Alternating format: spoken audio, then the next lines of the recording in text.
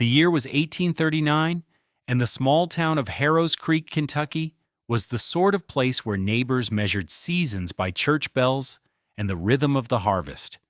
Nothing strange was supposed to happen there. Yet in that year, whispers began spreading through the hills about two children, identical twin boys, whose bond seemed unnatural.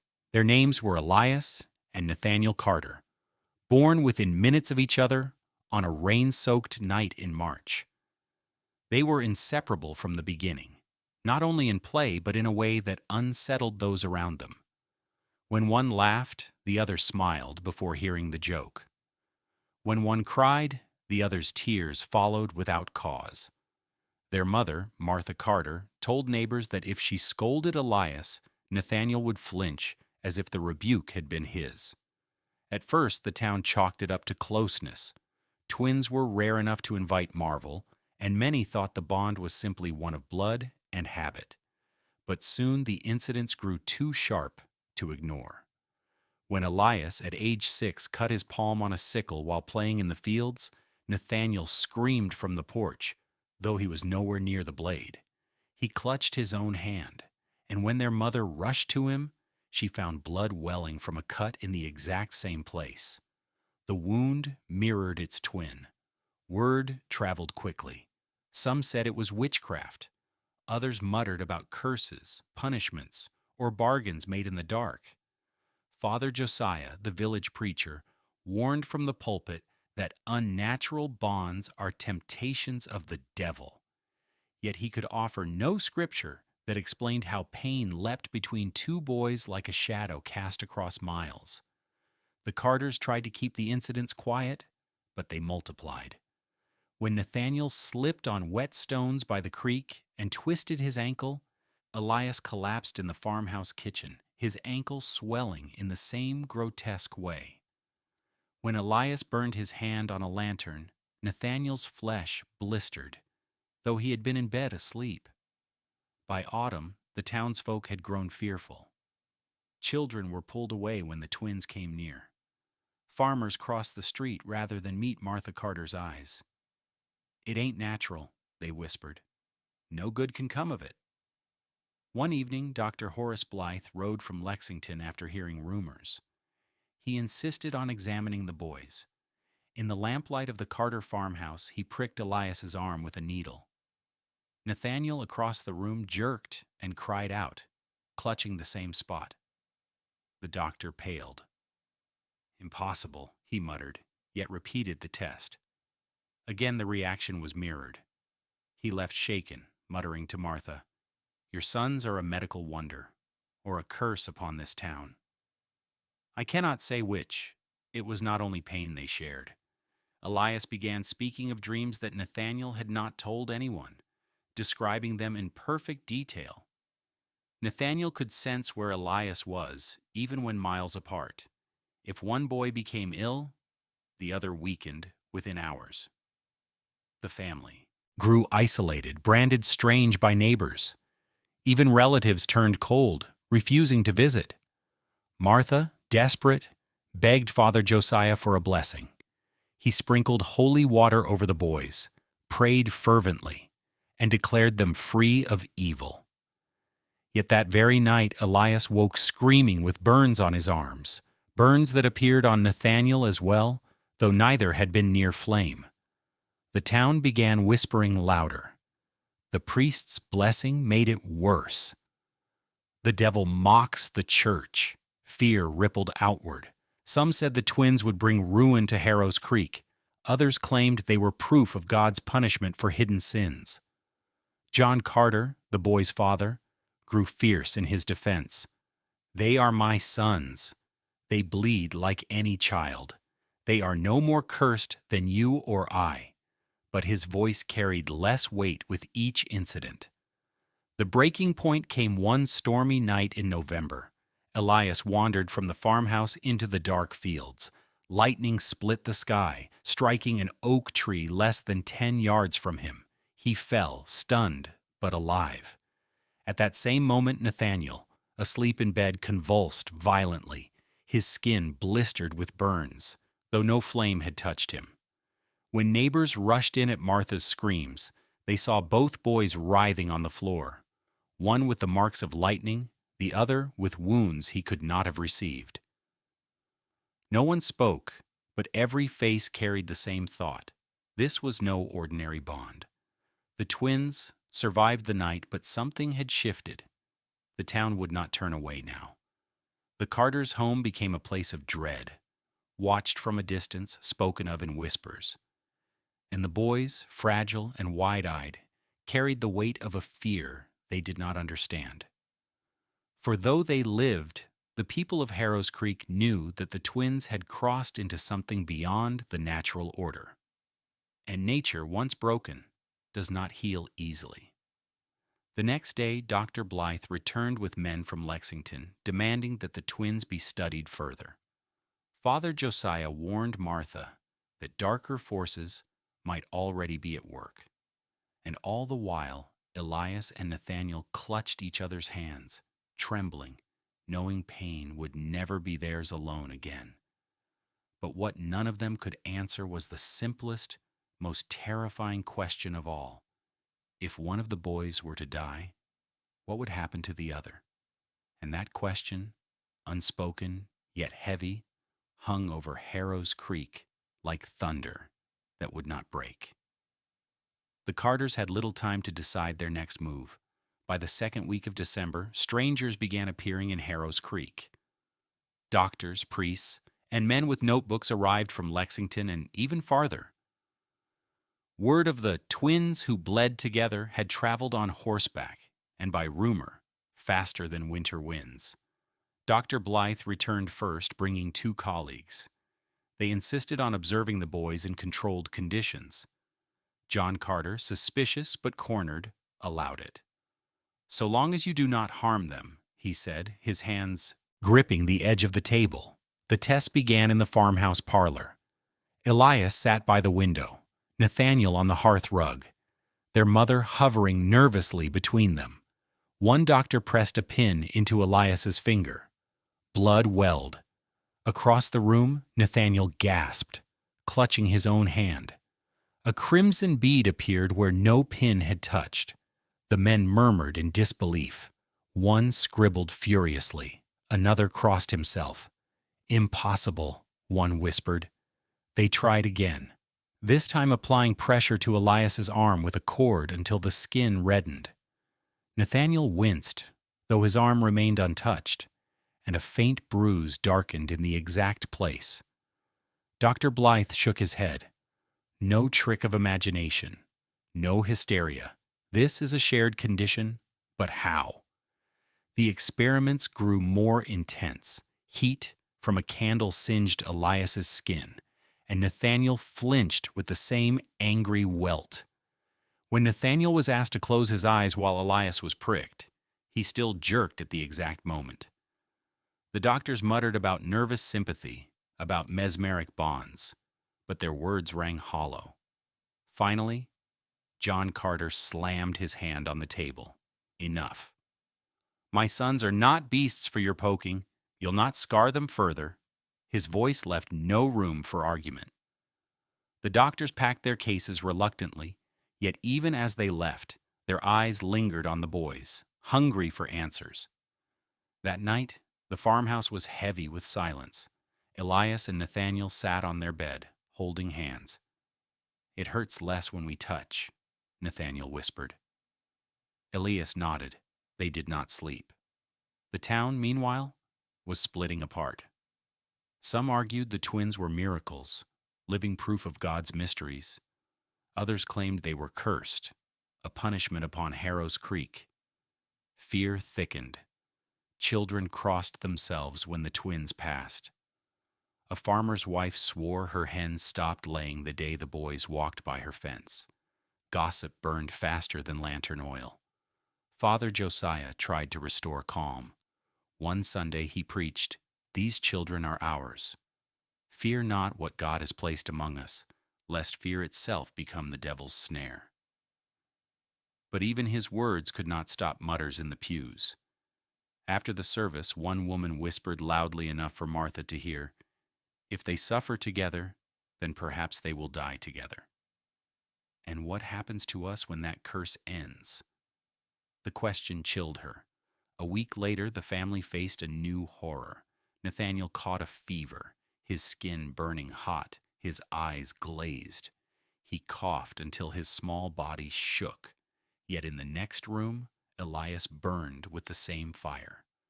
Both boys lay side by side in bed, sweat pouring down their faces, each writhing in the same rhythm. Martha wept by their bedside, torn between tending to one or the other. John stood helplessly at the door. "They're being eaten alive," he muttered. Dr. Blythe returned, summoned in haste. He tried poultices, cool cloths, and bitter herbs, but nothing eased them. "Two bodies cannot share one illness so precisely," he whispered, "unless it is not illness at all, but some current running between them." Father Josiah arrived as well, carrying a small crucifix. He prayed over the boys, pressing holy water to their foreheads. For a moment, their breathing slowed. Hope flickered. But within the hour they convulsed again as if mocked by unseen hands. That night, a terrifying event sealed the town's fear. Nathaniel thrashed in his fever, striking his head against the headboard. Blood ran from a gash on his temple. In the same moment, Elias cried out, blood spilling from his own uninjured head. Martha screamed. John tore cloth to bind them both, but no bandage could make sense of what he saw. "Dear God," Father Josiah whispered, pale as ash, "if one dies, the other will follow." By dawn, the fever broke suddenly, leaving the twins pale but alive. They slept at last, hands clasped together on the blanket. Martha kissed their brows, trembling with relief, but she knew relief would not last. Outside, neighbors gathered in the yard muttering. Some carried lanterns, though it was day. One man spat, "They should be taken from here." Before their curse spreads, another replied, "What if the Lord sent them as a sign? To drive us to repentance?" The argument swelled until fists were raised. John stormed outside, shotgun in hand. "My boys will not be taken," he roared. The crowd scattered, but their words lingered like a storm cloud. Inside, Martha watched her sons stir. Elias whispered, "Mama, when I dreamed last night, Nathaniel was there. We were in the same dream.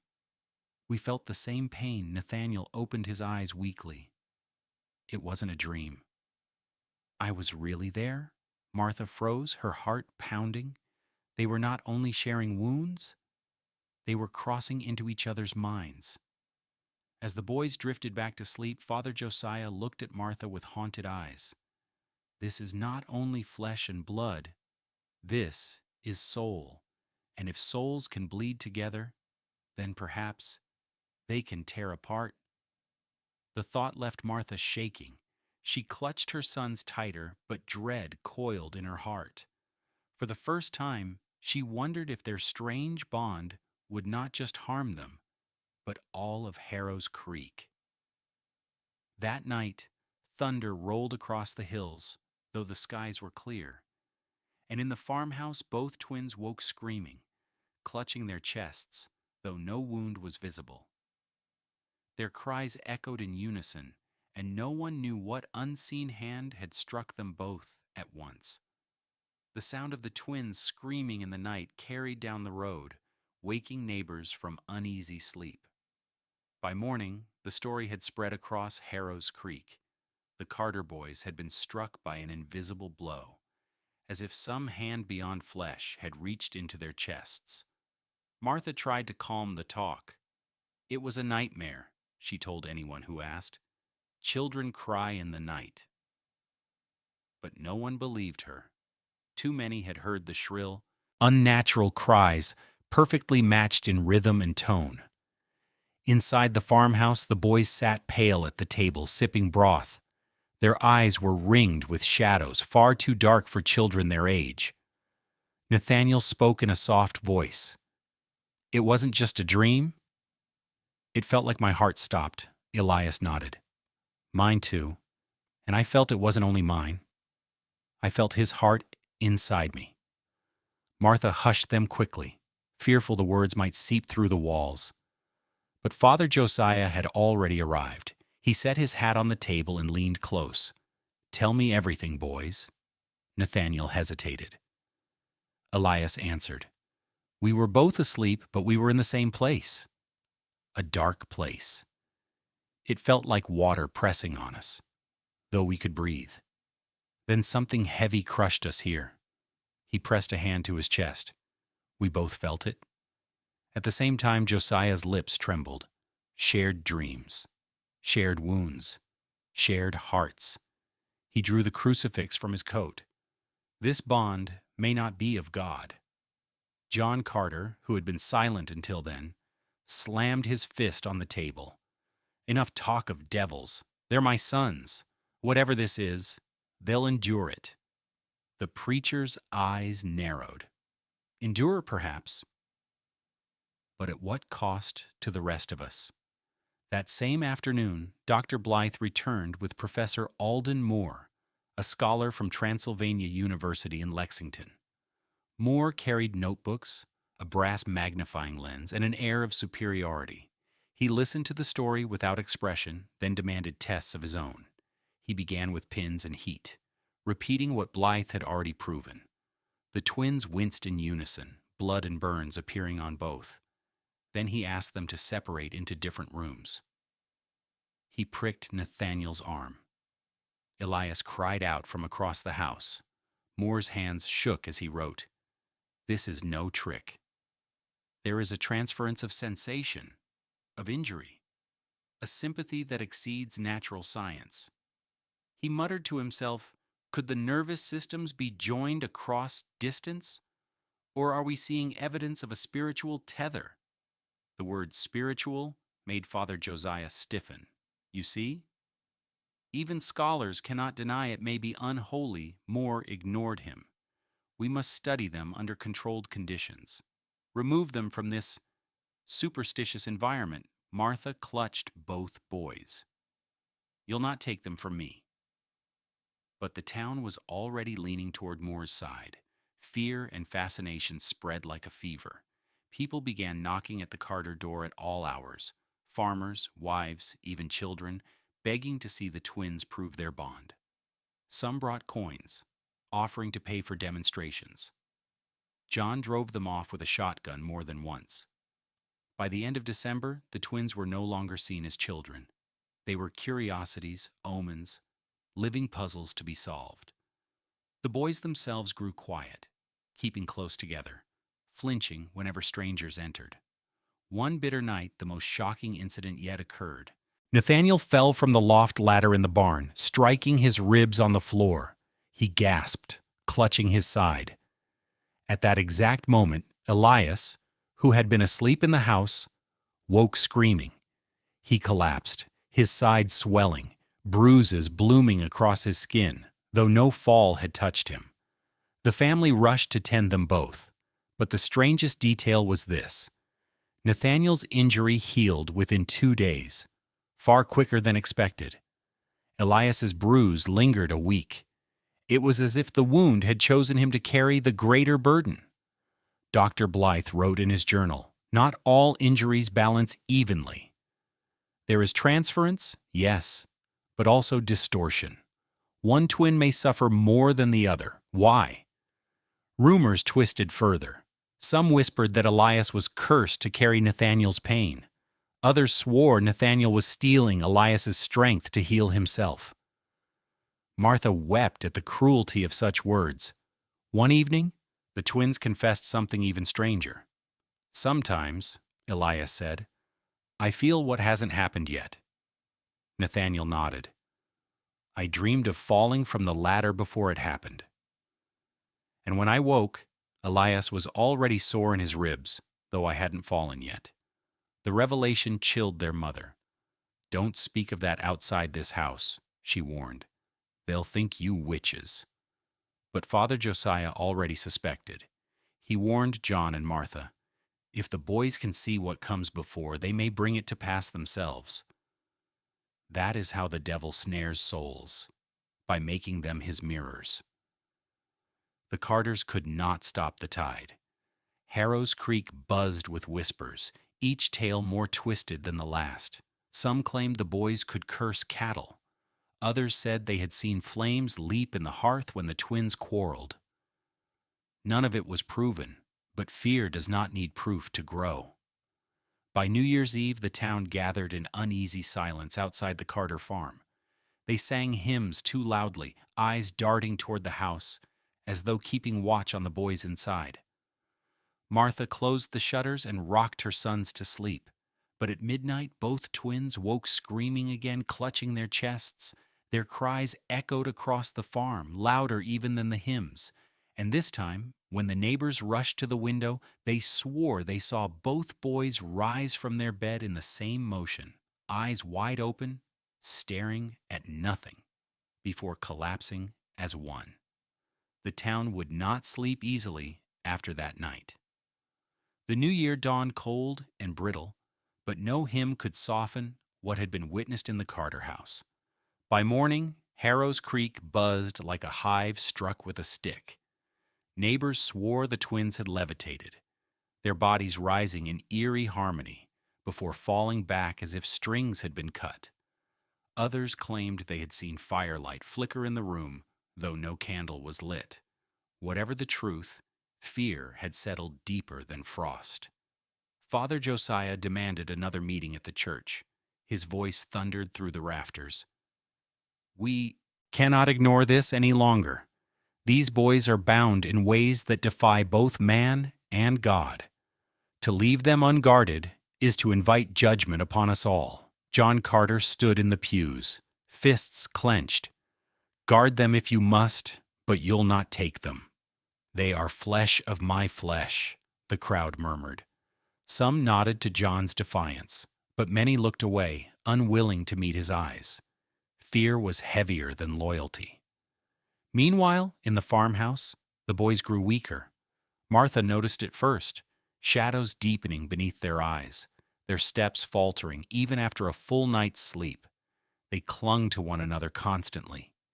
If she tried to separate them, even for chores, one would stumble, as though the other's absence drained his strength.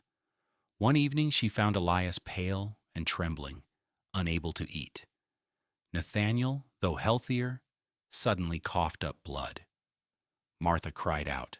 The boys only looked at her with sad, knowing eyes. "We are one," Nathaniel whispered. "When he suffers, I suffer. When I weaken, he weakens too." John stormed to the barn where the doctors had set up their instruments. "Your tests are killing them," he shouted. "You poke and prod, and still they fade." Dr. Blythe, wearied by sleepless nights, raised his hands. "We have not harmed them. Their own bond consumes them. If we could only separate the link—" "Separate them?" John's face darkened. "You'd cut my sons apart like beasts?" But Professor Moore, cool and deliberate, said, "We may have no choice. If the connection continues unchecked, one will drag the other into death. It is not cruelty. It is survival." The suggestion spread quickly. Some in town seized on it as a solution, whispering that distance, even surgery, might sever the twins' mysterious tether. Others recoiled in horror. But the rumor of separation would not die. That same week, a test was attempted. Moore convinced John to let him try something harmless. The twins were carried into separate rooms of the farmhouse, doors shut between them, candles burned on each table. For the first minute, silence held. Then Elias whimpered. Nathaniel gasped in the other room. Within seconds, both boys cried out in pain, clutching their chests. Martha burst in, screaming for Moore to stop. The boys collapsed into each other's arms, shuddering until the pain ebbed. "They cannot be parted," Martha sobbed. "You see what happens." But Moore only muttered, "Or perhaps the experiment was not taken far enough." That night, The twins confessed something darker. "It is not just wounds anymore," Elias whispered. "I feel his thoughts before he speaks." Nathaniel nodded. "Sometimes I cannot tell if the memory is mine or his. I dream his dreams, even when I try not to." Martha listened in dread. "And what do you see in those dreams?" The boys shared a look, both pale. "Shadows," Nathaniel said. "A man who is not a man, standing at the foot of our bed." He whispers, "We will not grow old." Martha pressed her hands over her mouth, unable to answer. By mid-January, the town's whispers hardened into fear. A cow died in its stall. Neighbors swore the twins had cursed it. A fire broke out in a woodpile, and though it was quickly put out, some claimed they saw the boys staring toward it before the flames rose. Every misfortune was tied to them. One night, a group of men gathered outside the Carter farm with lanterns. John stood on the porch with his shotgun. "Go home," he warned. "You'll not touch my sons." The men hesitated, muttering, until Father Josiah himself appeared. He raised a hand and spoke of patience, but his voice trembled. Even he could not deny the weight of fear. Inside, the boys trembled too.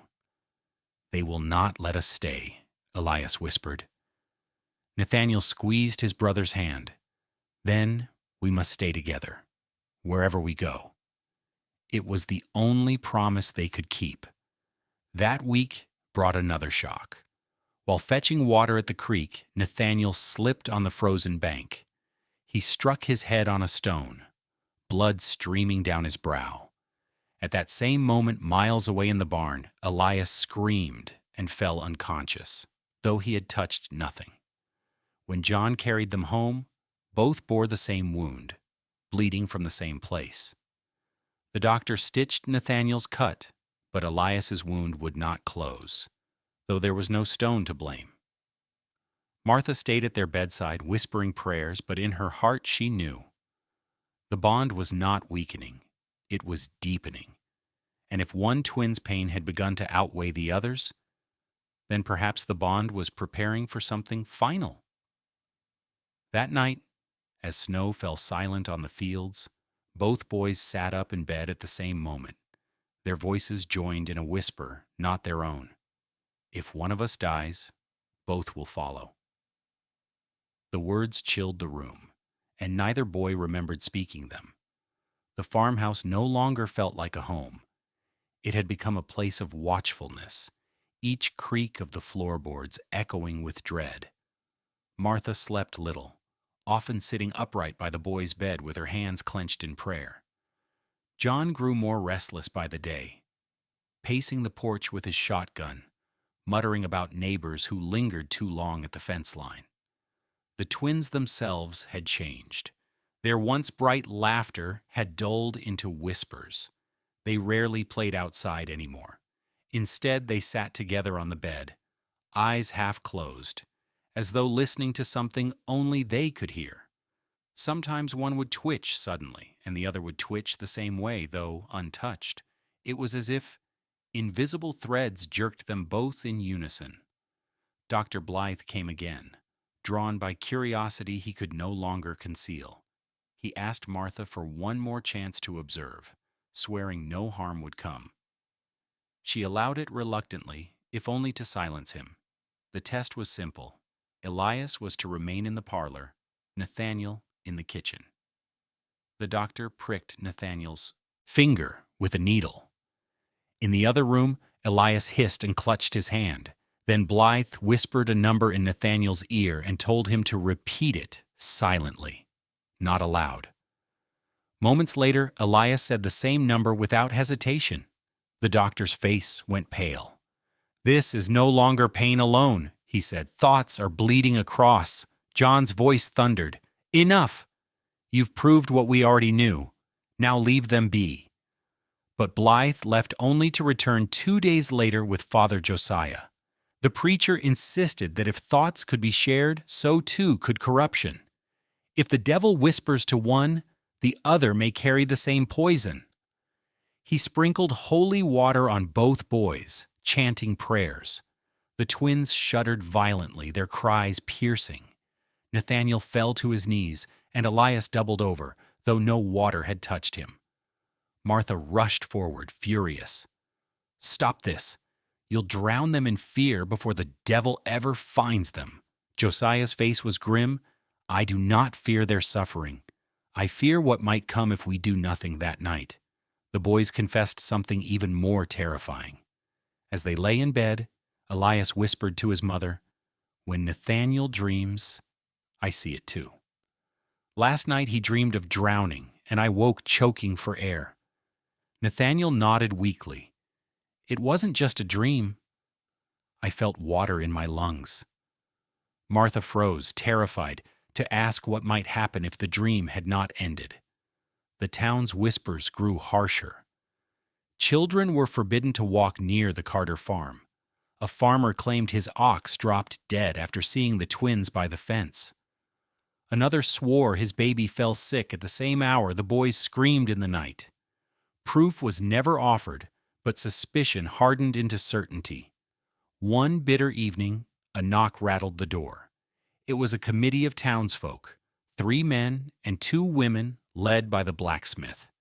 They demanded that the boys be taken to Lexington for study. "For the safety of Harrow's Creek," the blacksmith said.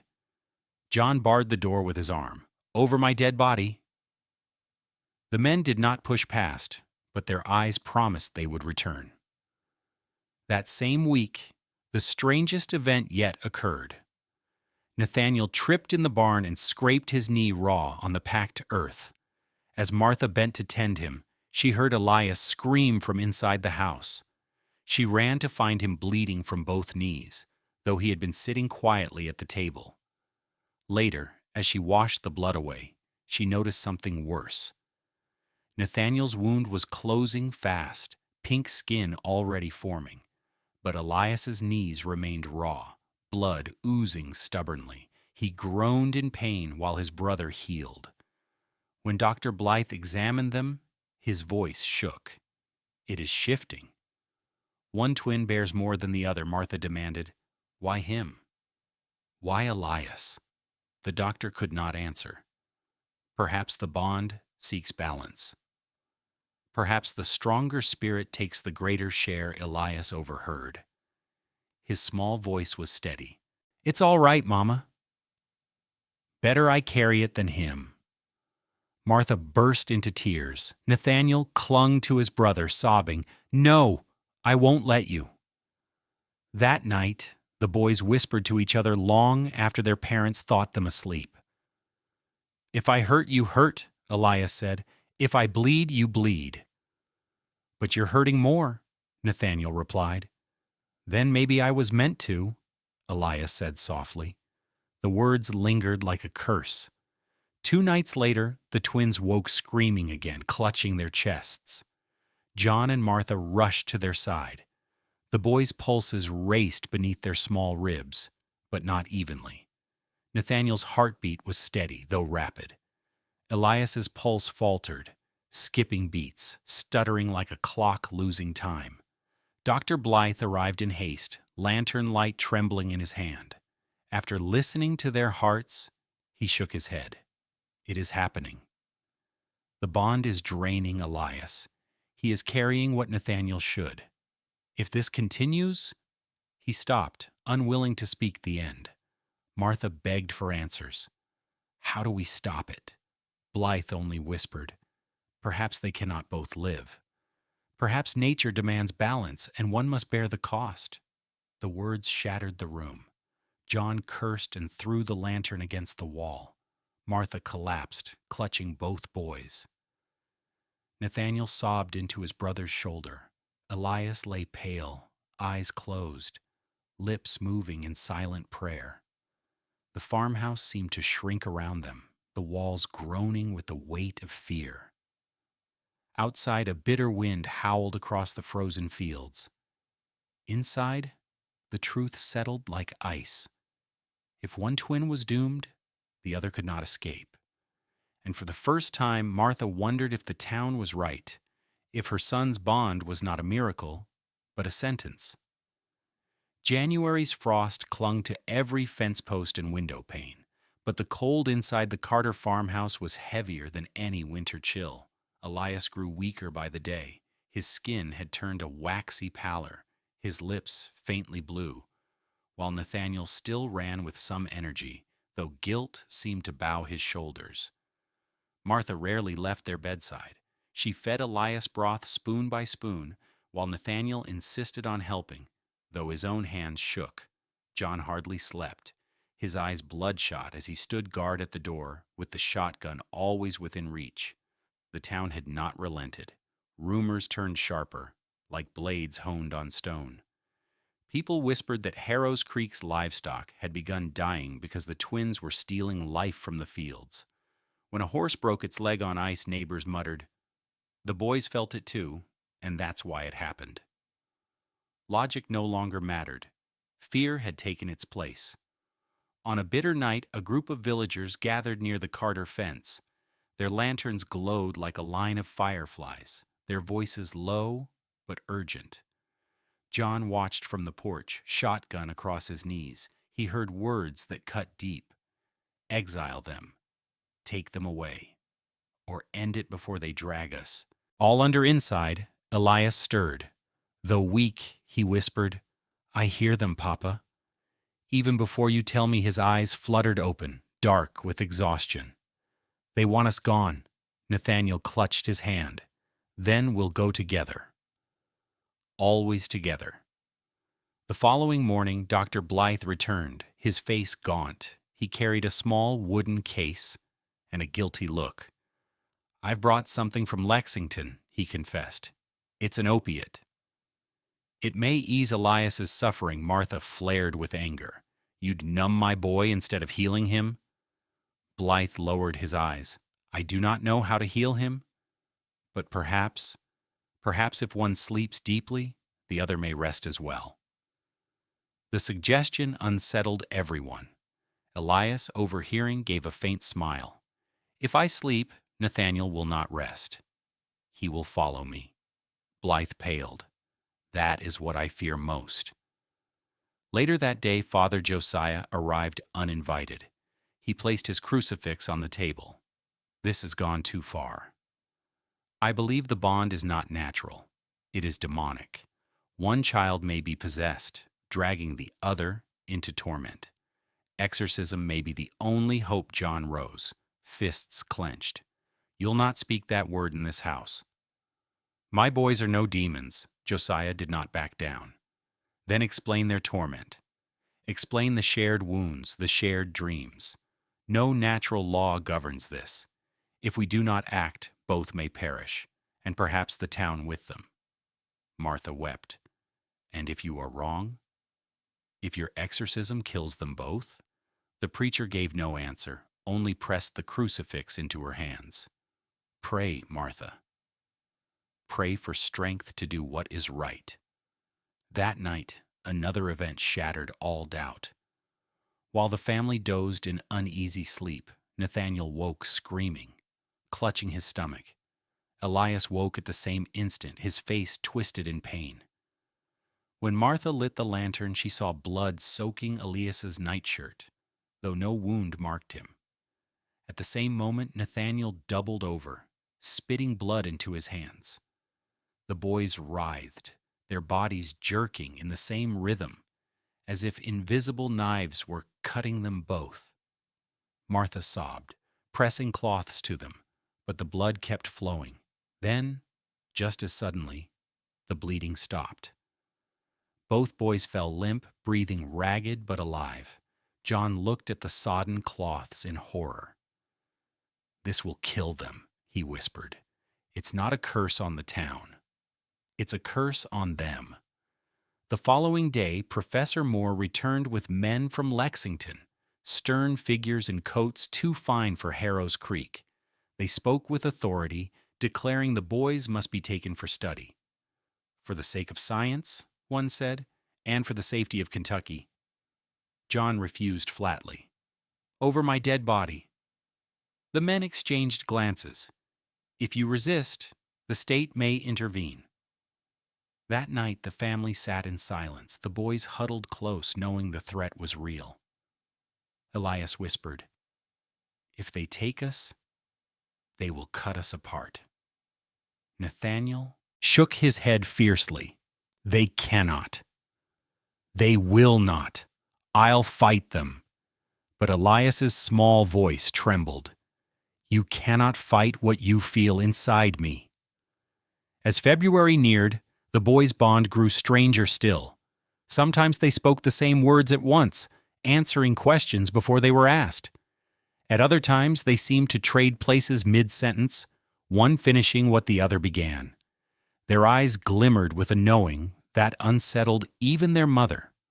One evening, as Martha hummed softly to them, both boys sat upright without warning. In unison, they whispered words that were not theirs. "The end comes for one. The other will follow." The room froze. Martha dropped her sewing. John crossed himself, though he rarely prayed.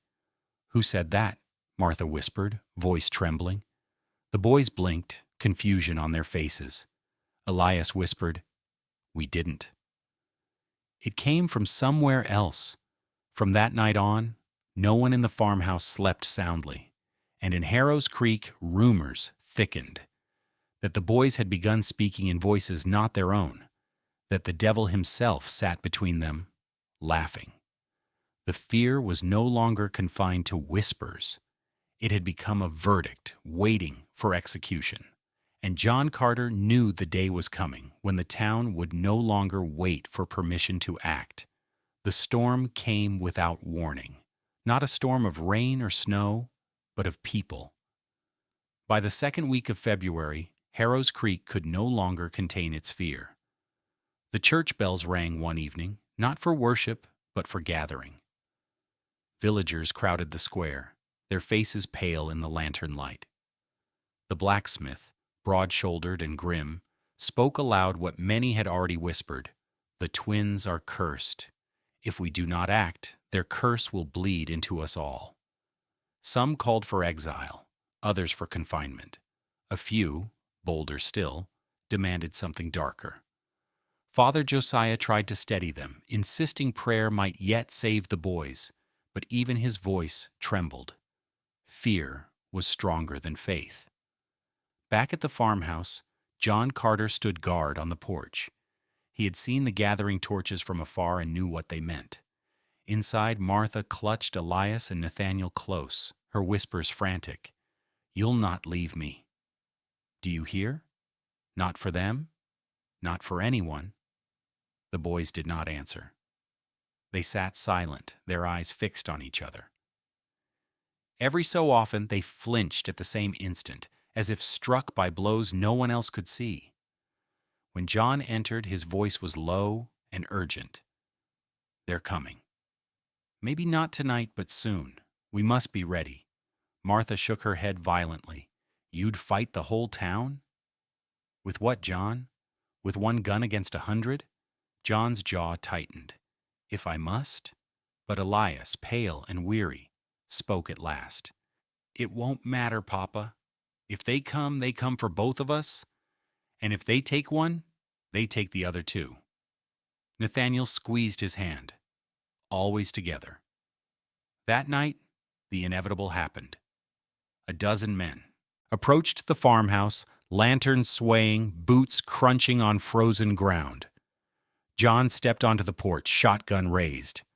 "Turn back," he roared. "You'll not cross this fence." The blacksmith stood at the front. "We've given you months." "Enough is enough. Those boys will be taken to Lexington, or buried here if need be." The words hit Martha like a hammer. She rushed to the porch, tears streaming, begging, "Please, they are children, my children."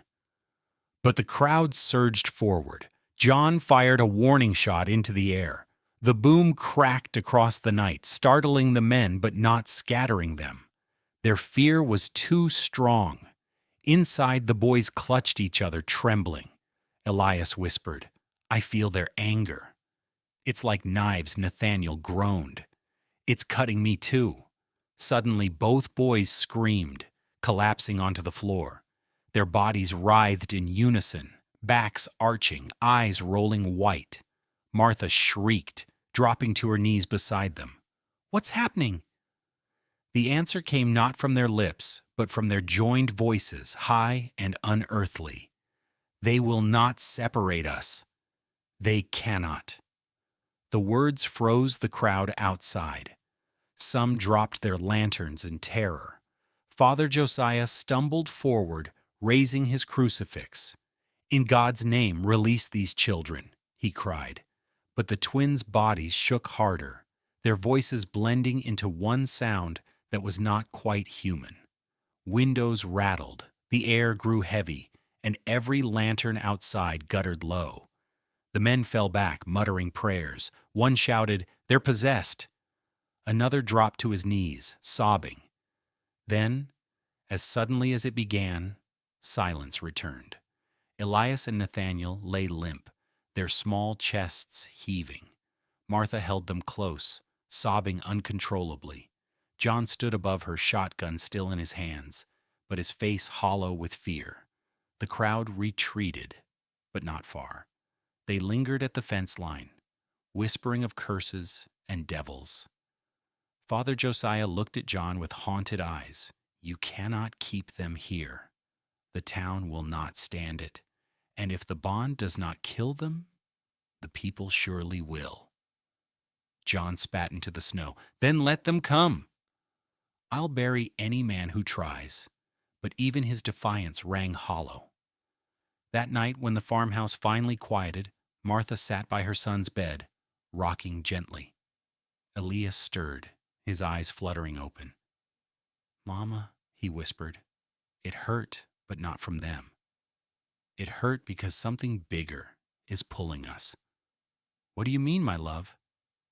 "It feels like a rope tied around our hearts," Nathaniel said weakly, waking too, "and it's pulling us somewhere else. Somewhere dark." Martha's blood ran cold. "You'll not go anywhere." "I won't let you." But Elias shook his head faintly. "It isn't up to you. Or us." The next morning, Dr. Blythe examined them again. His hands shook as he packed his instruments. "I cannot explain this. The bond is not weakening. It's deepening. It may no longer be two boys sharing wounds.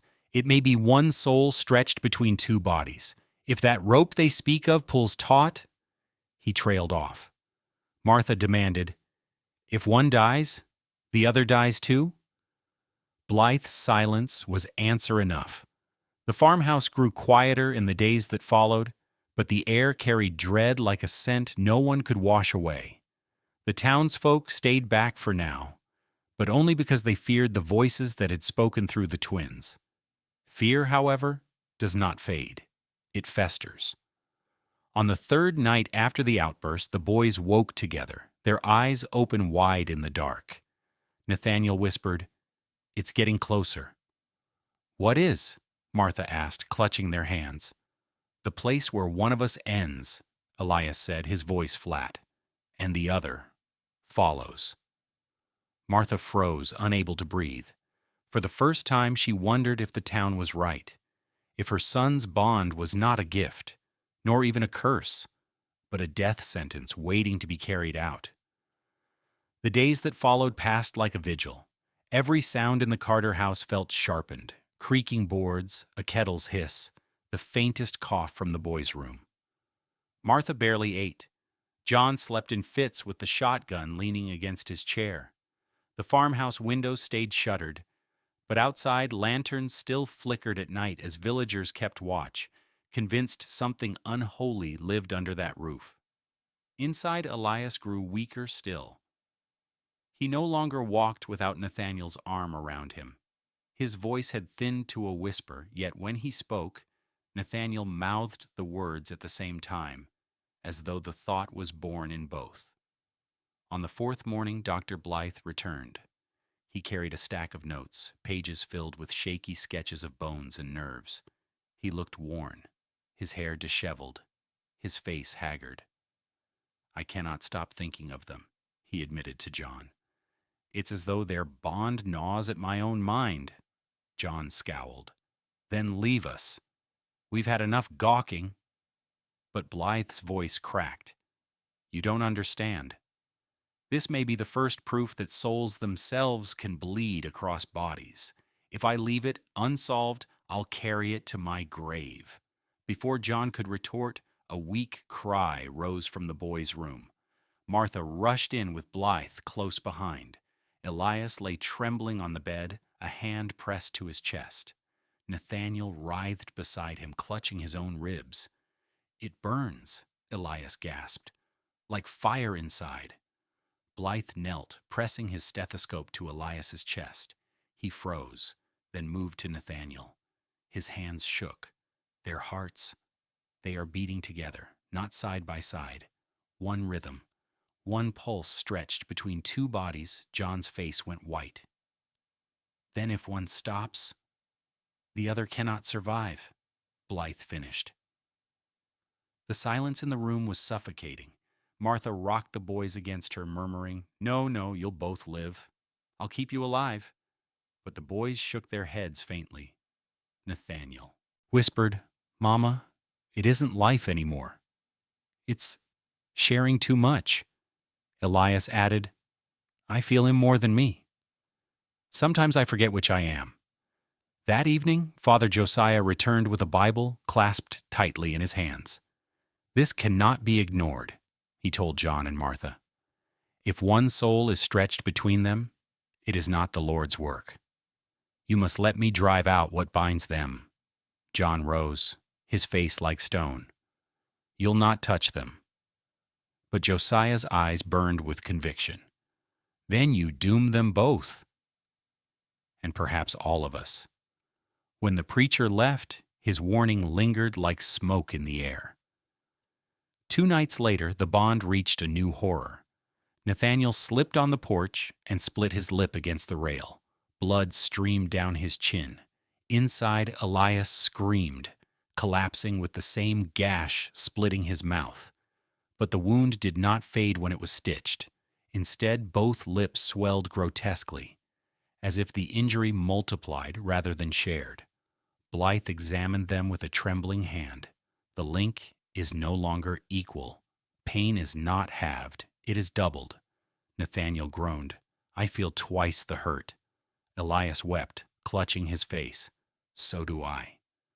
The realization chilled everyone. Their bond was no longer simply sharing, it was amplifying. News of the event spread despite John's threats. By morning, Harrow's Creek was certain the twins would destroy themselves and take the town with them. The blacksmith rallied men again, this time with ropes. "If the parents won't act, we must." That night they approached the farm. John stood in the yard, shotgun raised, but there were more men than he could face. Before bloodshed could erupt, a scream pierced the air, not from the mob, but from the boys' room. The villagers froze, listening. 2 screams, identical, perfect in pitch and pain, ripped through the farmhouse walls. Then silence. John dropped the gun and rushed inside, Martha on his heels. The mob followed, unable to stop themselves. In the bedroom, both boys lay sprawled on the floor. Their small bodies jerked in spasms, arms and legs flailing. Blood seeped from their noses and their eyes rolled white. The crowd gasped, crossing themselves, some falling to their knees. Martha flung herself across her sons. "Leave them! Leave us be!" she cried. The twins' mouths opened together. A sound emerged that was not entirely human, a voice layered, echoing, as if more than 2 throats spoke at once. The words froze everyone. One end, one rope, one death. The villagers fled in terror, stumbling into the night. Father Josiah dropped his crucifix as he ran. When the chaos cleared, only the family and Dr. Blythe remained. The boys lay limp, pale as snow. After a long, tense moment, they stirred faintly, breathing shallow but steady. Martha held them close, her tears soaking their hair. John looked at Blythe with hollow eyes. "What are they becoming?" The doctor's voice was bleak. not two, not even one. Something else entirely. The room fell silent again, except for the faint, fragile sound of two breaths rising and falling in perfect unison. And Martha, clutching her sons, knew that Harrow's Creek would never allow this mystery to live much longer. The farmhouse seemed to breathe uneasily, as if its walls themselves strained under the weight of what lived inside. After the night of the doubled screams, Harrow's Creek no longer spoke of the twins as children. They were spoken of as a force, an affliction. Martha heard it in the pauses at the well, in the sudden silence when she passed through the square. Elias had grown so weak that he could not stand without Nathaniel holding him. His small frame shook even when he breathed. Nathaniel, though stronger, carried a heaviness that bent his posture. It was as if each step cost him more than it should. Dr. Blythe stayed close now, almost living in the barn. He scribbled notes by lamplight, his eyes shadowed, his hands trembling. "It is no longer just injury," he murmured to John one evening. "Their very essence is bleeding together. If one fades, the other will not survive the night." John rubbed his jaw, staring at the dark hills beyond the porch. "Then we must keep them both alive. That's the only way." But Blythe shook his head. "Nature has no room for two bodies with one soul. It will choose inside." Martha overheard and pressed her hands over her mouth to muffle the sobs. That same week, a fresh horror struck. Nathaniel developed a deep cough that rattled his chest. Within hours, Elias began coughing too, though worse. Blood flecked his lips, staining the sheets. The sound of both children choking in unison spread through the farmhouse like a curse. Martha begged Blythe, "Do something, anything." The doctor tried herbs, poultices, and warm cloths. Nothing eased them. As the boys coughed side by side, Martha cried, "If one of you breathes, breathe for the other." And strangely, they did. Their coughs fell into rhythm until finally they lay gasping together, chests rising and falling in the same shallow pattern, as though one set of lungs struggled to carry two lives. When word reached town, the villagers' fear hardened into action. The blacksmith gathered men again, this time with a wagon. "If the parents will not yield, we will. We'll haul the boys to Lexington or to the graveyard, but they will not stay here." Father Josiah argued for mercy. God alone will decide their fate. But his voice carried little weight now. The crowd had seen too much, heard too much. Fear had become law. On the night of February 15th, lanterns bobbed across the fields toward the Carter farm. Martha spotted them first from the window and cried out. John seized the shotgun, but the mob was larger than ever. 24 men, faces hard, ropes coiled at their sides. Inside, Elias stirred and clutched Nathaniel's hand. "They're coming," he whispered. Nathaniel's eyes burned with sudden fire. "Then we'll show them." Before Martha could hush them, both boys began to shake. Their hands clasped tight, their eyes rolled white. A low hum filled the room, so deep it rattled crockery from the shelves. The men outside paused at the porch, startled by the vibration under their boots. The lantern flames guttered, horses reared and whinnied. Inside, Martha screamed, "Stop this! You'll tear yourselves apart." But the twins' bodies arched, mouths opening in a single cry that split the air. Windows shattered outward. Glass rained onto the porch where the mob had gathered. Men fell back, shielding their faces. When the noise ceased, silence fell heavy. The boys collapsed, limp but alive. Martha and John rushed to them, terrified, but when they looked down, their horror deepened. A single livid bruise now spread across both children's chests, one mark identical in shape and color, blooming in the same place as though painted by the same hand. Dr. Blythe, pale and trembling, whispered, "It is not two wounds. It is one, shared perfectly. Their bodies are no longer separate in suffering. They are becoming one in death." The mob outside, shaken but unbroken, shouted through the broken windows, "End it now, before it ends us all."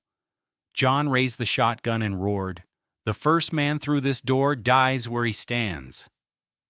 The crowd hesitated, but they would not hesitate forever. They had seen the windows burst. They had felt the ground shake. To them, the twins were no longer boys. They were a plague. Inside, Nathaniel stirred. He looked at his father with eyes too old for his age. "They will not stop." "Not until we are gone," Elias whispered, his voice faint as a candle's last flicker. "But if we go together." Martha wept, rocking them in her arms. "You will not go anywhere." Not while I breathe, but deep in her heart she knew the rope was tightening. The bond was pulling toward its final knot, and no prayer could loosen it. That night, as the mob withdrew to plot their next return, the farmhouse sat in dreadful stillness. The boys slept side by side, their breaths shallow but perfectly matched. And above them, faint in the silence, came the sound of a single heartbeat, steady, unnatural, and shared. The sound echoed in the walls, a warning that the end would not wait much longer. The night of February 15th bled into morning without rest. The Carter house sat hushed, its windows shattered, its family hollow-eyed from fear. Outside, the townsfolk had retreated but not disappeared. They lingered at a distance, muttering, sharpening their intent. Inside, Elias and Nathaniel lay side by side on the bed, their chests rising and falling in perfect rhythm. The bruise across both their sternums pulsed faintly, as if alive. Martha sat between them, stroking their damp hair, whispering prayers with lips too dry to form the words. John paced like a caged animal, shotgun in hand, his boots scarring the floorboards. Dr. Blythe hovered, pale and weary. His notebook trembled in his hands. "Their bond has reached its limit," he whispered. "It is no longer two children. It is one life, split across two shells. I do not know which shell will crack first," John snapped, "then stop it. Do something." But the doctor only shook his head. "I cannot undo what nature or God has written." The day passed in brittle silence. By dusk, a storm of voices rose again outside. Lanterns gathered at the fence, more than before. The blacksmith's voice boomed over the crowd. "If the parents will not act, the town must." "Tonight ends this curse." Martha clutched her sons tighter. "They'll kill you," she whispered, rocking them. "They'll tear you from me." Elias opened his eyes, weak but clear. "No, Mama." "We'll go before they can." Nathaniel's small hand gripped hers with sudden strength. "We feel it coming." John barred the door, teeth clenched. "Over my dead body." The crowd surged, boots crunching in snow, fists hammering wood. The walls shuddered with each blow. Inside, the boys convulsed. Their eyes snapped open, wide and glowing with a feverish light. Dr. Blythe dropped his notebook. "It's happening," he breathed. The twins sat upright together, their voices merging into one sound. "We cannot be torn apart. We cannot be taken. If one ends, both end." The words rolled through the farmhouse like thunder. Outside, the mob fell silent, frozen by the unnatural echo. Then came the breaking. Elias gasped, clutching his chest. Nathaniel mirrored him, his face twisted in identical agony. Their small bodies shook violently, the shared bruise blooming darker, spreading like spilled ink. Martha screamed, holding them down as they writhed. John dropped the gun and fell to his knees beside them, his rough hands useless against what he could not see. The crowd outside broke into chaos. Some fled, convinced the devil himself had risen. Others pressed forward, shouting to burn the house, to end it before the curse spread. Inside, the twins' voices rose together, a piercing cry that shattered the last of the glass in the windows. Dr. Blythe clapped his hands to his ears, blood trickling from his nose. Martha sobbed, rocking her children. John whispered their names over and over, as though words might anchor them. And then, stillness. The boys lay quiet, hands clasped, eyes closed. Their chests rose once more in unison and did not rise again. Martha shrieked, shaking them, begging them to breathe. John pressed his ear to their mouths, desperate for air that did not come. Dr. Blythe sank to the floor, his face ashen. "Gone," he whispered. "Both gone." The silence that followed was worse than the screams. The mob outside quieted too, listening. When no sound came from within, they began to drift away, uneasy, muttering that the curse had burned itself out. By midnight, only the Carters and the doctor remained, kneeling beside two still bodies joined by one final bruise. Martha would not release them. She cradled both heads against her chest, rocking gently, singing a lullaby through her tears. John sat slumped in the corner, his shotgun useless, his strength broken. At dawn, the first light spilled through the shattered windows. The bodies lay pale, unmoving. But in that quiet moment, Dr. Blythe swore he heard a sound, faint, impossibly faint, a heartbeat, one, steady and soft, echoing through the room, though no chest rose to give it. He froze, listening, then it faded. The silence returned, heavier than before. Blythe said nothing. He packed his notes, burned half of them in the stove, and left the farmhouse without looking back. His eyes were haunted until the day he died. Harrow's Creek never spoke openly of the twins again. The townsfolk buried the story with the same haste they buried their fear. But sometimes, on still nights, neighbors swore they heard two voices crying in unison from the empty Carter house, though no one dared enter. Martha and John lived as shadows of themselves, the farmhouse their tomb. They never left Harrow's Creek, and they never stopped setting two bowls at the table. And as for the twins, whether they ended that February dawn or lingered somewhere unseen, no one could say for certain. Only the hush of their final words remained, echoing in every corner of that cursed town. If one ends, both end. If you enjoyed this dark mystery, don't forget to subscribe for more untold stories from history. Let us know in the comments which strange cases you'd like us to explore next.